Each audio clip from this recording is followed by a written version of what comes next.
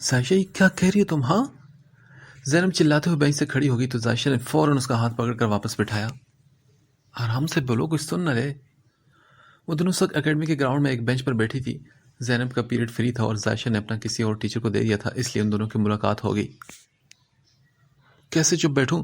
تمہارا رشتہ ہو گیا اور میں چیخوں بھی نہ؟ واہ بھائی واہ، تم مجھ سے کوئی بات شیئر نہیں کرتی، یہاں تک تو ٹھیک تھا، پر مجھے بتائے بغیر تم نے لڑکا بھی پسند کر لیا۔ زینب اس وقت شدید غصے میں تھی، جو کہ اس کے تاثرات سے بھی ظاہر ہو رہا تھا۔ زینب فضول مت بولو، کوئی لڑکا پسند نہیں کیا میں نے، اماں نے خود ہی رشتہ طے کر دیا، مجھے تو بس فارمیلٹی کے طور پر بتا دیا کہ رات کو رسم کے لیے تیار رہنا۔ وہ ہاتھ جلاتے منہ بسر کر بولی تو زینب کچھ پرسکون ہوئی کہ زائشہ انجان تھی، ورنہ اسے ضرور بتاتی۔ اچھا نام تو بتاؤ، اور کرتا کیا ہے، اور سب سے بڑھ کر کے دکھتا کیسا ہے؟ اب زینب کی وہ رگ جان چکی تھی جو اپنے دوست کے رشتہ پکا ہونے کا سن کر ہر دوسری دوست کی جاگ اٹھتی تھی۔ زائشہ نے گہری سانس لی، اب اگر وہ اسے ان تفصیلات کے بارے میں نہ بھی بتاتی تو وہ یقیناً اس کا سر پھاڑ دیتی۔ اسے محسوس ہو گیا تھا کہ اس نے زینب کے ساتھ بہت زیادتی کر دی ہے۔ اوکے بتاتی ہوں، اس کا نام ہے غازی، میرے بابا کے دوست کا بیٹا ہے۔ بچپن میں ہم ملتے تھے، پھر بابا کی ڈیتھ ہو گئی اور ہم ادھر آ گئے، پھر اتفاق سے انہوں نے ہمیں ڈھونڈ لیا اور رشتہ ڈال دیا، اور میری اماں تو جیسے انتظار میں بیٹھی تھی، فوراً انہوں نے ہاں کر دی۔ اوہ اچھا، ویسے نام تو بہت پیارا ہے، غازی، بالکل ہیرو جیسا۔ دکھنے میں کیسا ہے؟ وہ آنکھیں پٹ پٹاتے ہوئے ہتھیلی پر تھوڑی جما کر بولی، پتہ نہیں، مجھے نہیں معلوم۔ کیا مطلب تمہیں نہیں معلوم؟ زینب فوراً سے سیدھی ہوئی، اسے لگا کہ وہ ابھی اس کی خوبصورتی کے قصیدے پڑھے گی اور وہ امیجن کرے گی، پر یہاں تو گنگا ہی الٹی بہہ رہی تھی۔ میں نے کہا زینب کہ میں نے اسے دیکھا ہی نہیں۔ کیوں نہیں دیکھا؟ یار کسی نے دکھایا نہیں تو میں کیسے دیکھتی؟ زائشہ تھوڑا غصے سے بولی تو زینب بھی فوراً نارمل ہوئی۔ اچھا اب کا چھوڑو، بچپن میں بتاؤ، بچپن میں کیسا تھا وہ؟ مجھے نہیں یاد بچپن کی بھی، زائشہ نے رکھائی سے جواب دیا، اور زینب کا سارا جوش جھاگ کی طرح بیٹھ گیا۔ بہت بور ہو تم نا ناول پڑھا کرو صبح دوپہر شام۔ اوہ ریلی، مہربانی تمہاری، تم ہو نا اس لا علاج بیماری میں مبتلا تو بہت ہے، مجھے مت لگاؤ یہ وائرس۔ زائشہ ناگواری سے بولی تو زینب فوراً بھڑک اٹھی۔ ہے زائشہ، ناولز پر کوئی مذاق نہیں، ہاں میں بتا رہی ہوں، میں لحاظ نہیں کروں گی۔ پر زائشہ نے اس کی بات کو مکھی کی طرح اڑا دیا۔ اچھا چلو یہ تو بتاؤ کہ شادی کب تک ہے؟ پتہ نہیں، ڈیٹ ابھی فکس نہیں۔ ہیں زائشہ، کیا تمہیں کچھ بھی نہیں پتا اس بارے میں؟ زینب اب یقیناً صدمے میں جانے والی تھی۔ پتہ ہے نا، ایک غازی نامی شخص ہے اور اس سے میرا رشتہ طے ہو گیا جو میرے بابا کے دوست کا بیٹا ہے، اور یہ بات مجھے کل ہی بتائی گئی ہے۔ زائشہ کی بات سن کر زینب منہ بسر کر اپنے پاس رکھی کتابوں کی طرف مڑ گئی۔ اب مزید سر کھپانے کا کوئی فائدہ نہیں تھا، کیونکہ میڈم کو تو کچھ معلوم ہی نہیں تھا، جبکہ اسی گراؤنڈ کی دوسری طرف دیان ایک درخت کے ساتھ ٹیک لگائے کھڑا تھا۔ وہ بازو لپیٹے اپنی سیاہ آنکھیں زائشہ پر ٹکائے بیٹھا تھا، جن میں آج ایک الگ ہی چمک تھی۔ اس کے براؤن بال روشنی میں چمک رہے تھے اور ہونٹوں پر مسکراہٹ تھی۔ بے خبر ہوتے ہوئے بھی باخبر لگتے ہو تم، بے خبر ہوتے ہوئے بھی باخبر لگتے ہو تم، دور رہ کر بھی نزدیک تر لگتے ہو تم۔ کیوں نہ آؤں سچ سنور کے میں تمہارے سامنے، خوش ادا لگتے ہو مجھ کو، خوش نظر لگتے ہو تم۔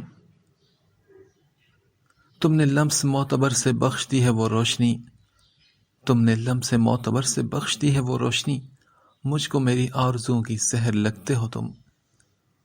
جس کے سائے میں امان ملتی ہے میری زیست کو، مجھ کو جلتی دھوپ میں ایسا شجر لگتے ہو تم۔ کیوں تمہارے ساتھ چلنے پر نہ آمادہ ہو دل، خوشبوئے احساس میرے ہم سفر لگتے ہو تم۔ دیان ارد گرد سے بے نیاز مکمل محویت سے زائشہ کو دیکھ رہا تھا۔ آج نہ جانے کیوں وہ پہلے سے زیادہ بڑھ کر اسے اپنی سی لگ رہی تھی، دل کے بہت قریب محسوس ہو رہی تھی اسے۔ تم مسکراتے وقت بھی مسکراتی نہیں ہو زائشہ، میں تمہیں اتنی خوشیاں دینا چاہتا ہوں کہ تم دل سے ہنسنا شروع کر دو۔ میں تمہارے ماضی کو تو نہیں بدل سکتا، پر میں خود سے وعدہ کرتا ہوں کہ تمہارے مستقبل کو تمہارے لیے پھولوں کا گہوارہ بنا دوں گا۔ میں تم پر ایک آنچ بھی نہیں آنے دوں گا۔ تم نے جتنی تکلیفیں برداشت کرنی تھی کر لی، اب تم تک آنے والی ہر آزمائش کو میرا سامنا کرنا ہوگا۔ غازی نے میرو کو کھو دیا تھا، پر دیان اب زائشہ کی حفاظت کرے گا، خود سے بھی زیادہ۔ دیان مسکراتے ہوئے سوچ رہا تھا۔ کلاس میں بچوں کے بڑھتے شور کر سن کر اس نے ایک مختصر مگر گہری نظر زائشہ پر ڈالی اور پھر اپنے کلاس روم کی طرف چلا گیا۔ زائشہ جیسے ہی شاہ کی کار سے اتر کر اپنے محلے کی اندھیری گلی میں داخل ہوئی تو سامنے نظر آتی بلیک مرسیڈیز کو دیکھ کر وہ حیران رہ گئی۔ اس کے ذہن میں ایک جھماکا سا ہوا، مگر وہ پھر گہری سانس لیتی آہستہ آہستہ چلنے لگی۔ دروازہ کھٹکھٹانے کے کچھ دیر بعد ہی حسیب دروازے سے سامنے ہوا اور بولا، کہاں رہ گئی تھی آپ کے سسرال والے کب سے آئے ہوئے ہیں؟ حسیب ناراضگی سے بولا، پر زائشہ کو اس کے پیچھے سے صوفیہ نکلتی نظر آئی اور حسیب کو سائڈ کرتی خود سامنے آ گئی۔ وہ زائشہ سے قد میں کچھ چھوٹی تھی اور اپنی بڑی بڑی آنکھیں پٹپٹاتی زائشہ کی طرف دیکھ رہی تھی۔ زائشہ نے اسے دیکھ کر حیرت سے حسیب کی طرف دیکھا۔ اس سے پہلے کہ وہ حسیب سے کوئی سوال کرتی، صوفیہ خود بول اٹھی، آپ زائشہ ہیں نا؟ اس کے سوال پر زائشہ کا سر خود بہت ہاں میں ہل گیا۔ وہ ابھی بھی دروازے سے باہر کھڑی تھی۔ صوفیہ ایک زوردار چیخ مارتی اسے لپٹ گئی تو زائشہ اس اچانک آفت پر بوکھلا گئی۔ ارے آپ ہو کون؟ اس کی گھبرائی آواز سن کر صوفیہ فوراً سے پیچھے ہوئی۔ اپنی اس اچانک سرزد ہونے والی حرکت پر وہ خسیانی ہنسی ہنستی۔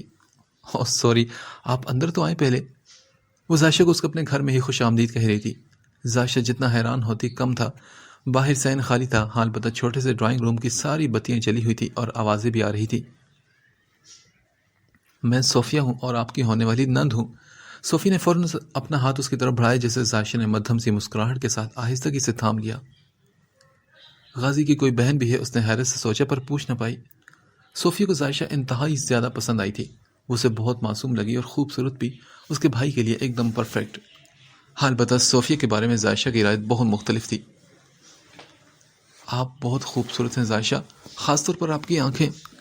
صوفیہ کے اشارہ اس کی گرے آنکھوں کی طرف تھا۔ اس بار زائشہ کے چہرے پر ابھرنے والی مسکراہٹ سے اس کی آنکھیں بھی مسکرا اٹھی تھی۔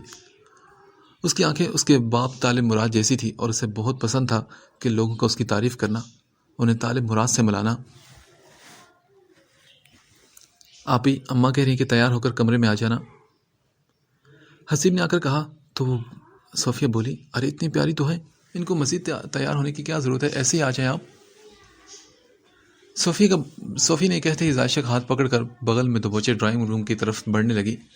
زائشہ پیچھے ارے ارے کہتی رہ گئی، مگر وہ اس وقت سادی سی شارٹ اور لال فراک اور تنگ پاجامہ پہنی ہوئی تھی۔ گلے میں سادہ سیاہ دوپٹہ تھا اور سر پر ہمیشہ کی طرح چادر تھی۔ اس کے تو بال بھی بکھرے ہوتے، پر صوفیہ نے اس کی ایک نہ سنی اور اسے ڈرائنگ روم میں لے آئی۔ لو بھائی، زائشہ بھابی آ چکی ہیں، صوفیہ نے آتے ہی اعلانیہ انداز میں کہا، پر زائشہ کو ڈھیروں شرمندگی نے آن گھیرا۔ ایک تو اس کی حالت اور اوپر سے صوفیہ کا بھابی کہنا، اس میں تو سر اٹھانے کی ہمت بھی نہ رہی تھی۔ ارے ماشاءاللہ ماشاءاللہ، ادھر آؤ زائشہ، میرے پاس آ کر بیٹھو۔ بطول حیدر فوراً سے اٹھ کھڑی ہوئی اور والہانہ انداز میں اس کی طرف بڑھی، اس کا سر چوم کر اسے اپنے ساتھ بٹھایا۔ زائشہ کو تو ٹھنڈے پسینے آنے لگے، ایک دم سے اسے گھبراہٹ ہونے لگی تو اس نے خود کو ذہنی طور پر ابھی ان چیزوں کے لیے تیار نہیں کیا تھا۔ وہ صوفے پر درمیان میں بیٹھی تھی، اس کی دائیں طرف بطول حیدر تھی۔ زائشہ کو اپنی بائیں جانب کسی کو موجودگی کا احساس ہوا تو اس نے اس بار ہمت کر کے سر اٹھا کر دیکھا تو وہاں سیرت مراد بیٹھی تھی۔ سامنے رکھے صوفوں پر فاروق حیدر اور حامد جہانگیر تھے اور ساتھ رکھی کرسی پر سمینہ جہانگیر کے ساتھ صوفیہ بیٹھی تھی۔ زائشہ نے اپنے سامنے رکھے ٹیبل کو دیکھا جہاں مختلف چیزوں کا ڈھیر لگا تھا۔ یہ سب ہماری طرف سے ہے، رشتہ پکا ہونے کی خوشی میں۔ اس کی نظروں کو محسوس کر کے سیرت مراد نے وضاحت دی کہ وہ کہیں کچھ غلط نہ سوچ لے، پر زائشہ جھی بھر کے شرمندہ ہوئی۔ بھابی، ایک چیز میں نے پسند کی ہے، صوفیہ چہک کر بولی تو زائشہ نے مدھم سی مسکراہٹ سے اس کی طرف دیکھا۔ صوفیہ تو اس کی مسکراہٹ پر صدقے واری ہو گئی تھی۔ موم، بھابی کتنی خوبصورت ہے نا، اسے سمینہ جہانگیر کے کان میں گھس کر کہا۔ ماشاءاللہ بولتے ہیں بیٹا، ایسے مت کہو۔ ہاں ماشاءاللہ موم، ویسے ہمارا بھائی بھی تو کسی سے کم نہیں۔ اس کو مزید بولتا دیکھ کر سمینہ نے اسے خاموش رہنے کے لیے کہا، کیونکہ فاروق حیدر اب منگنی کی بات شروع کر چکے تھے۔ سیرت، ہم نے اس اتوار کا دن طے کیا ہے منگنی کے لیے، اب تم بتاؤ تمہاری کیا رائے ہے؟ بھائی اتنی جلدی سب کچھ، تیاریاں کیسے ہوں گی؟ سیرت مراد ذرا ہچکچاتے ہوئے بولی۔ ارے سیرت، تیاریاں کیا کرنی ہے، چھوٹا سا فنکشن ہوگا ہمارے گھر میں بس۔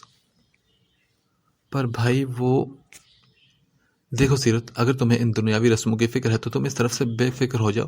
طالب کی موت کے بعد میں نے خود سے وعدہ کیا تھا کہ میں اس کے بچوں کا خیال رکھوں گا۔ آخر کو اس سب کی ذمہ داری میری اپنی اولاد آخر کو اس سب کی ذمہ دار میری اپنی اولاد تھی۔ حامد جہانگیر تلخی سے بولے تو ماحول میں ایک الگ تناؤ بھر گیا۔ ذائشہ میری بیٹی ہے، تم اس کی شادی کو لے کر بالکل بے فکر ہو جاؤ۔ میں ایک ایک چیز اپنی بیٹی کی پسند کے مطابق کروں گا، اور یہ سب کچھ میں ترس کھا کر نہیں بلکہ ان احسانوں کا بدلہ چکا رہا ہوں جو طالب نے ہم پر کیے تھے۔ ان کی بات پر سیرت مراد نے تشکر آمیز نظروں سے حامد جہانگیر کی طرف دیکھا۔ ان کے کندھوں سے ایک بہت بڑا بوجھ اتر گیا تھا۔ تو پھر بتاؤ کیا فیصلہ ہے تمہارا سیرت؟ بھائی، جو آپ کو سب کو مناسب لگے، بھلا مجھے کیا اعتراض ہوگا؟ ذائشہ اب آپ ہی کی بیٹی ہے۔ سیرت مراد نے آنکھوں میں آنسو لیے فاروق حیدر کی بات کا جواب دیا۔ بہت بہت مبارک ہو سب کو۔ صوفیہ پرجوش ہوتے ہوئے بول اٹھی اور میز پر رکھا مٹھائی کا ڈبہ کھول کر ذائشہ کی طرف آئی۔ بھابھی، منہ میٹھا کریں۔ صوفی، تمیز سے رہو نا یار۔ سمینہ جہانگیر نے اس کی شرارتوں کو یاد کرتے ہوئے اس سے پہلے ہی وارن کیا۔ ذائشہ کے سامنے اس بے عزتی پر صوفیہ پر تو جیسے گھڑوں پانی گر گیا۔ اس نے شکوہ آمیز نظروں سے سمینہ جہانگیر کی طرف دیکھا اور پھر ذائشہ کی طرف جو مسکراتے ہوئے اس کی طرف دیکھ رہی تھی۔ اس کی شرمندگی کو محسوس کرتے ہوئے ذائشہ نے خود ہاتھ بڑھا کر ڈبے میں سے ایک گلاب جامن اٹھایا اور اسے صوفیہ کی طرف بڑھا دیا۔ صوفیہ نے ہنستے ہوئے آدھے کا بائٹ لیا اور بقایا ذائشہ کے ہاتھ سے پکڑ کر اسے کھلا دیا۔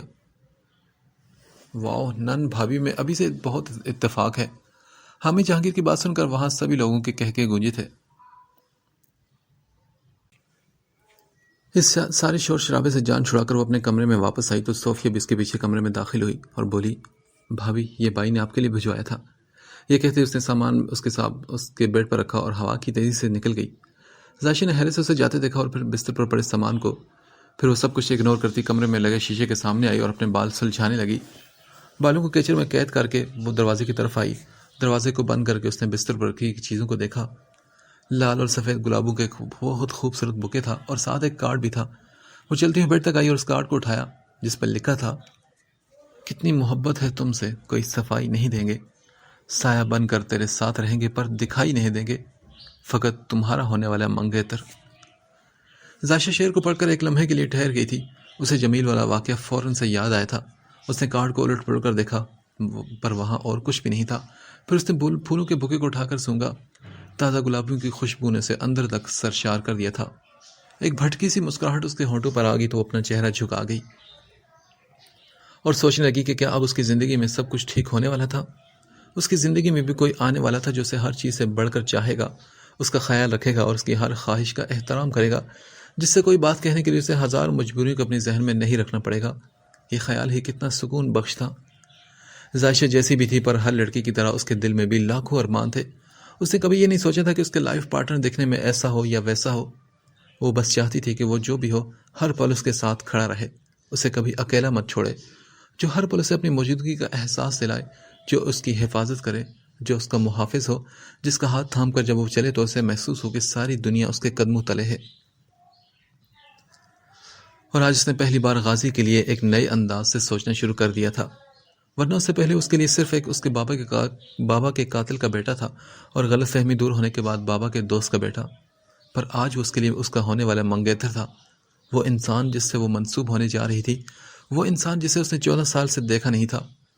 غازی کو لے کر اس کے دل میں ابھی بھی بہت سے خدشات تھے پر وہ اپنے آپ کو مطمئن کر چکی تھی اور اس نے خود کو وقت کے دھارے کے سپرد کر دیا تھا اور سوچ لیا تھا کہ جو ہوگا اب دیکھا جائے گا۔ سیرت، ذائشہ کو بتا دینا کہ کل اکیڈمی سے چھٹی کر لے، کل ہمیں اسے اپنے ساتھ شاپنگ پر لے کر جانا ہے۔ بطول حیدر نے صوفیہ کے اشاروں سے تنگ آ کر سیرت مراد سے کہا تو وہ سر ہلا گئی۔ سیرت، آپ کی طرف سے کون کون ہوگا؟ بھائی، میرے طرف سے تو یہ چند محلے والے ہیں اور ایک ذائشہ کی دوست کی فیملی ہوگی۔ حامد جہانگیر فاروق حیدر کے ساتھ بیٹھے مہمانوں کا حساب لگا رہے تھے جب انہوں نے سیرت سے پوچھا، چلے ہم جب کارڈز بنوائیں گے تو آپ کو بھی بھجوا دیں گے، آپ سب کو دے دیے گا۔ ان کی بات پر سیرت مراد نے ہاں میں سر ہلایا۔ یار دیان، تو مجھے بھی تو ساتھ جانے دیتا نا۔ ارسل دیان کے ساتھ لان میں بیٹھا تھا، پیزے کا ڈبہ اور کوک کے کین سامنے ٹیبل پر پڑے تھے۔ ارسل اسے دہائی دے رہا تھا جب دیان نے اسے کہا، اچھا تجھے جانے دیتا تاکہ اسے پتہ لگ جاتا کہ دیان اور غازی ایک ہی شخص ہے۔ یار پر کبھی نہ کبھی تو اسے معلوم ہو ہی جائے گا نا۔ ہاں بالکل معلوم تو ہوگا، مگر نکاح کے بعد، اس سے پہلے نہیں۔ اوہ سیریسلی؟ اگر اس سے پہلے اسے پتہ لگ گیا تو؟ میں ایسا نہیں ہونے دوں گا ارسل، کبھی بھی نہیں۔ اچھا صحیح۔ اور وہ جو ذائشہ کی دوست ہے نا، کیا نام تھا اس کا؟ اس نے ذہن پر زور دیتے ہوئے سوچا۔ ہاں زینب، وہ بھی تو آئے گی نا منگنی پر، اور اسے تب معلوم ہو جائے کہ یہ غازی اور دیان ایک ہی شخص ہے۔ اور ایسا تو ہوگا نہیں کہ وہ اپنی دوست کو یہ سب نہ بتائے۔ اب کی بار دیان نے فون سے نظریں ہٹا کر اس کی طرف دیکھا، اس کے انداز میں ابھی بھی لاپرواہی تھی۔ بالکل، وہ اپنی دوست کو کچھ نہیں بتائے گی۔ مطلب کیا مطلب؟ میں سمجھا نہیں۔ ارسل نے ناسمجھی سے پوچھا تو دیان نے کہا، تم ابھی سمجھو گے بھی نہیں، اس لیے تم اپنے چھوٹے سے ذہن پر زیادہ زور مت ڈالو۔ دیان پلیز مجھے بتاؤ نا، تم کیا کرنے والے ہو یار؟ میں جو بھی کروں گا، تم بس اس بات کی تسلی رکھو کہ نکاح سے پہلے ذائشہ کو کچھ بھی معلوم نہیں پڑنے دوں گا۔ دیان کی بات پر ارسل ایک برہم نظر ڈال کر خاموش ہو گیا۔ ویسے تم یہ سب اس سے چھپا کیوں رہے ہو؟ مجھے تو نہیں لگتا کہ اگر اسے پتہ لگ جائے تو وہ کوئی ہنگامہ کرے گی۔ یہ تمہارا مسئلہ نہیں میرے بھائی، تم اپنے دماغ کو زیادہ خرچ مت کرو، پہلے ہی تھوڑا ہے تمہارے پاس، ختم ہو گیا تو میں کیا کروں گا؟ دیان نے اس پر طنز کیا تو وہ بولا، کیا مطلب ہے تمہارا؟ ہاں کیا میں کوئی کم عقل ہوں؟ دیکھو میں نے تو ایسے بات کی تھی، تم نے خود ہی اپنے اوپر یہ الزام لگایا۔ دیان تو موبائل چھوڑ اور میری آنکھوں میں دیکھ کر بات کر۔ ارسل نے کھڑے ہوتے اس کا موبائل پکڑا اور جیب میں ڈال کر بیٹھ گیا۔ کیا کہوں تیری آنکھوں میں دیکھ کر؟ یہی کہ میرے پاس دماغ نہیں؟ ہاں صحیح بات ہے، میں سچ کہہ رہا ہوں، تیرے پاس بالکل دماغ نہیں۔ مت بھولو دیان غازی کہ تمہاری ذائشہ کے ساتھ سیٹنگ کروانے کے لیے میں نے کتنے پاپڑ بیلے ہیں۔ ارسل نے اتراتے ہوئے کہا تو دیان کہہ لگا کر ہنس دیا۔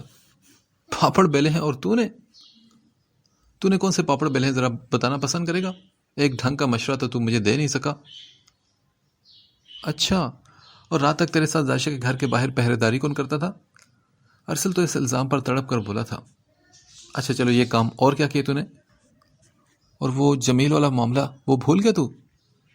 اوہ یس، ہاں یاد آ گیا۔ دیان نے ہونٹ سکیڑ کر کہا جسے کوئی پرانی بات یاد آئی ہو۔ اور نہیں تو کیا، اور تو احسان فراموش، تجھے کچھ بھی یاد نہیں ہے نا؟ ارسل نے دکھ سے کہا تو دیان نے محض کندھے اچکا دیے۔ اچھا ایک اور بات بتا، جب ذائشہ بھابھی کو معلوم ہوگا کہ تو ہی غازی ہے تو تجھے کوئی اندازہ ہے کہ ان کا رد عمل کیا ہوگا؟ یار تو کیوں یہ سب باتیں پوچھنا چاہ رہے؟ ہاں اس لیے بھائی کہ پھر شادی کی رات تجھے تیرے کمرے میں بھیجنے کے بعد میں تجھ پر انا للہ پڑھ لوں۔ ارسل نے دانتوں کی بھرپور نمائش کرتے ہوئے کہا، نہیں اب ایسی بھی کوئی بات نہیں، لفظوں کا جال بھجانے میں تو دیان غازی ماہر ہے، اور ذائشہ کو اس میں پھنسانا میرے بائیں ہاتھ کا کھیل ہے۔ اوہ ریئلی؟ ارسل نے آنکھ مار کر کہہ لگاتے ہوئے کہا، بالکل ایسی ہی بات ہے۔ اچھا اب ایک بات میں پوچھوں؟ دیان نے سے کہا تو ارسل نے کہا، ہاں پوچھو۔ میں نے سنا ہے یار کہ شہزادہ ارسل شاہ کسی شہزادی کی محبت میں گرفتار ہو چکے ہیں، کیا یہ بات سچ ہے؟ اس کی بات پر ارسل فوراً سیدھا ہو کر بیٹھا اور اس کے آگے کی جانب جھکا۔ کیا مطلب ہے تیری بات کا؟ مطلب یہی ہے کہ ارسل شاہ آپ ایک کھلی کتاب کی طرح ہیں، جسے اور کوئی پڑھے نہ پڑھے میں ضرور پڑھ سکتا ہوں، اس لیے آئندہ مجھ سے ذرا تہذیب کے دائرے میں رہ کر بات کیجیے گا، ایسا نہ ہو کہ کل کو میں ہی تمہارا سب سے بڑا مخالف بن جاؤں۔ دیان نے چہرے پر مصنوعی سنجیدگی لاتے ہوئے کہا تو ارسل منہ بسر کر پیچھے ہوا اور منہ میں کچھ بولنے لگا۔ میں نے سن لیا تم نے جو کچھ کہا۔ دیان نے یہ کہا تو ارسل ایک گسیلی نگاہ دیان پر ڈال کر اندر چلا گیا، اور پیچھے ہنستے ہوئے دیان بھی چلایا اور اس کے پیچھے بھاگا، ارے میرا فون تو دے جاؤ۔ آپ ہی وہ لوگ آ گئے ہیں۔ جنید نے دروازے سے داخل ہوتے صحن میں سیرت مراد کے ساتھ بیٹھی ذائشہ کو بتایا۔ وہ اس وقت شاپنگ پر جانے کے لیے تیار بیٹھی تھی۔ اس نے ہلکے زرد رنگ کا پرنٹڈ سوٹ پہنا تھا جس پر شفون کا دوپٹہ گلے میں تھا، سر پر چادر تھی اور حسب معمول بالوں کو جوڑے میں باندھا ہوا تھا۔ اس وقت دوپہر کے 3 بج رہے تھے۔ ابھی کچھ دیر پہلے بطور حیدر کا فون آیا تھا کہ وہ گھر سے نکل گئے ہیں، تو اپنی تیاری مکمل کرتی صحن میں آ کر بیٹھ گئی تھی۔ اچھا اماں میں چلتی ہوں۔ ٹھیک ہے بیٹا جاؤ، اللہ کی امان میں۔ سیرت مراد نے اس کے سر پر ہاتھ پھیرا تو ذائشہ نے چادر کا کونا اٹھا کر اپنا چہرہ ڈھکا اور گھر سے باہر نکل آئی۔ ذائشہ کو گھر سے نکلتا دیکھ کر صوفیہ فوراً سے بیک سیٹ کا دروازہ کھول کر نیچے اتری۔ ویلکم بھابھی۔ وہ اس کے لیے دروازہ کھولے کھڑی تھی۔ ذائشہ نے نرمی سے اس کا گال چھوا اور بیک سیٹ پر بیٹھ گئی۔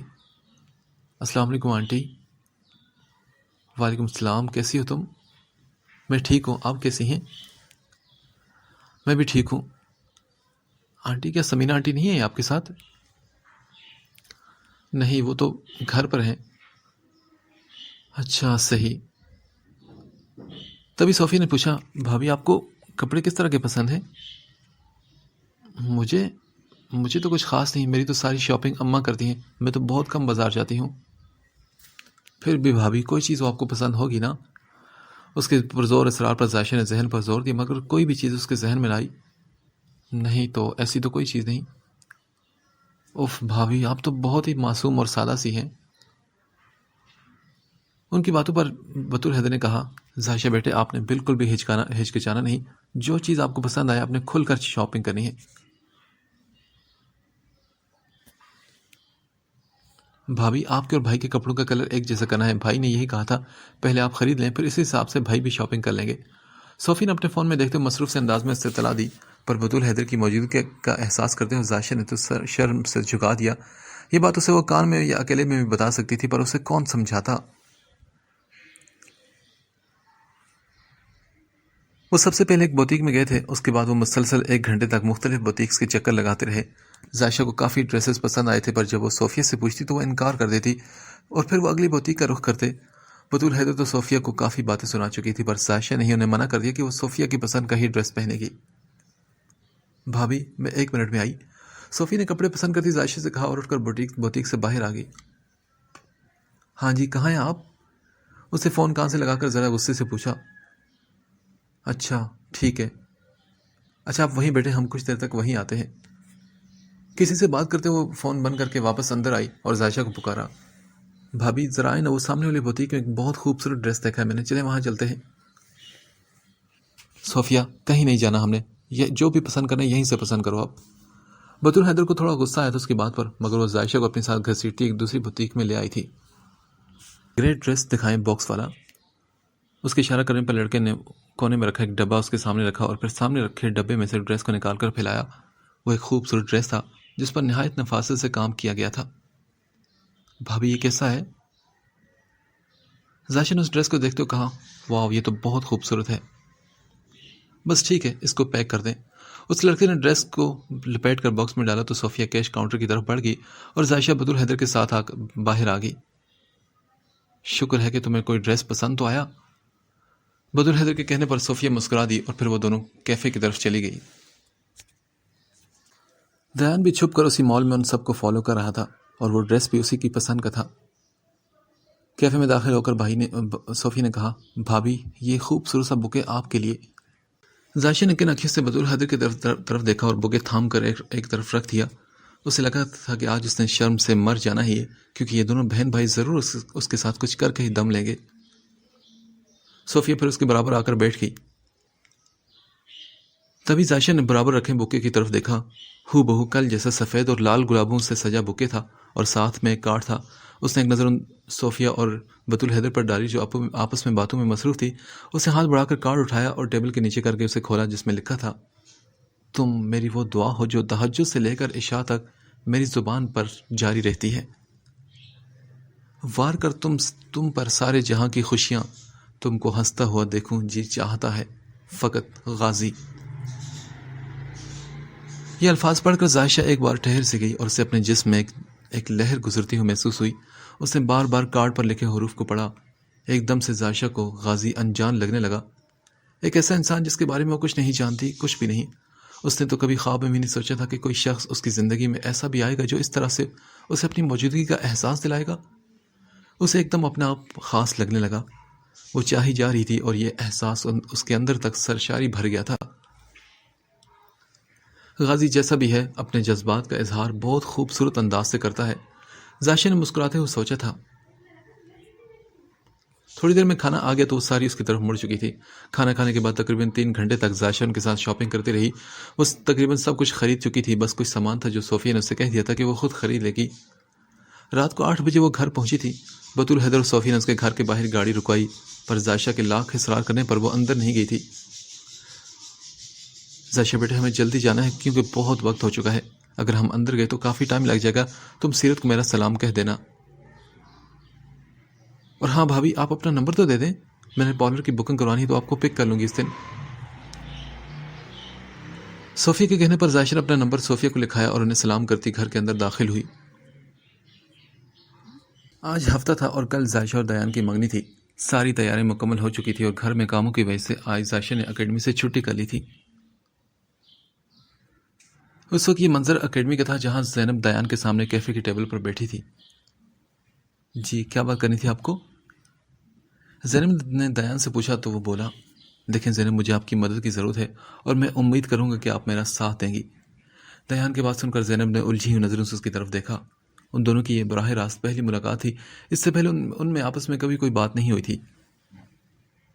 اور جب دیان نے اس کے لیے ملاقات کا پیغام بھجوایا کہ وہ اسے ملنا چاہتا ہے کسی ضرور کام کے سلسلے میں، تو وہ بہت حیران ہوئی تھی۔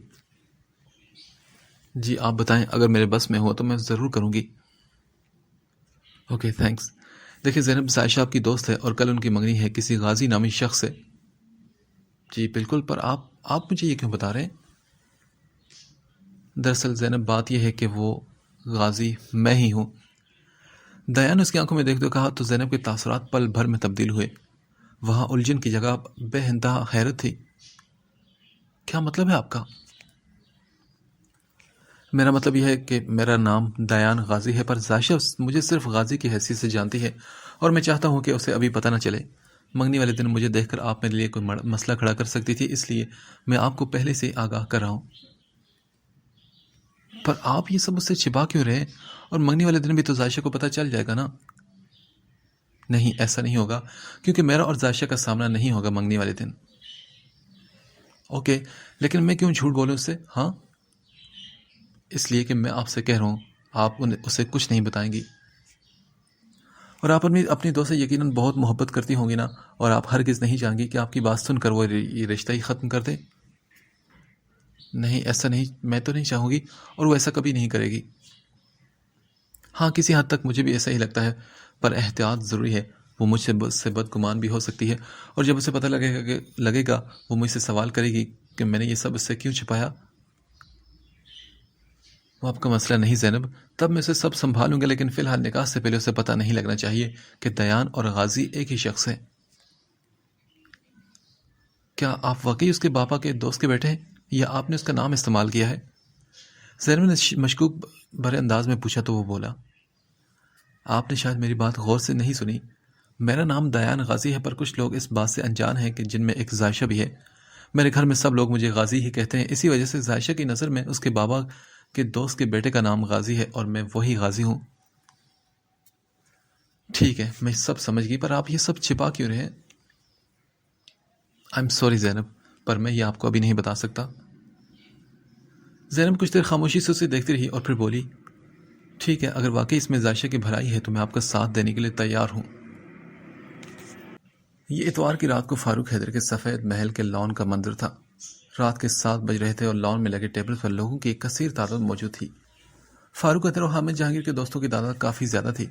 بڑے بڑے بزنس مین اس منگنی کی تقریب میں موجود تھے۔ سیرت مراد، بطول حیدر اور سمینہ جہانگیر آنے والوں کو خوش آمدید کہہ رہی تھی، اور بطول حیدر ہر کسی سے سیرت مراد کا تعارف بھی کروا رہی تھی۔ ہر کوئی اس اچانک ہونے والی منگنی پر حیران تھا، اس وجہ سے بطول حیدر اور فاروق حیدر ہر آنے والے کو وضاحت دے رہے تھے۔ گھر کے اندر جھانکو تو وہاں دیان شیشے کے سامنے کھڑا اپنی تیاری کے آخری مراحل میں تھا۔ آج اس کے چہرے پر ایک الگ ہی چمک تھی اور اس کی گہری سیاہ آنکھیں مسکرا رہی تھی۔ اس کے ہونٹوں پر ایک مسکراہٹ سی ٹھہر گئی تھی اور اس کے چہرے سے خوشی صاف پھوٹ کر محسوس ہو رہی تھی۔ دیان بیٹے، تیار ہو گئے تم؟ بطول حیدر کمرے میں داخل ہوتی بولی، پر دیان کو دیکھ کر بے اختیار ان کے منہ سے ماشاءاللہ نکلا۔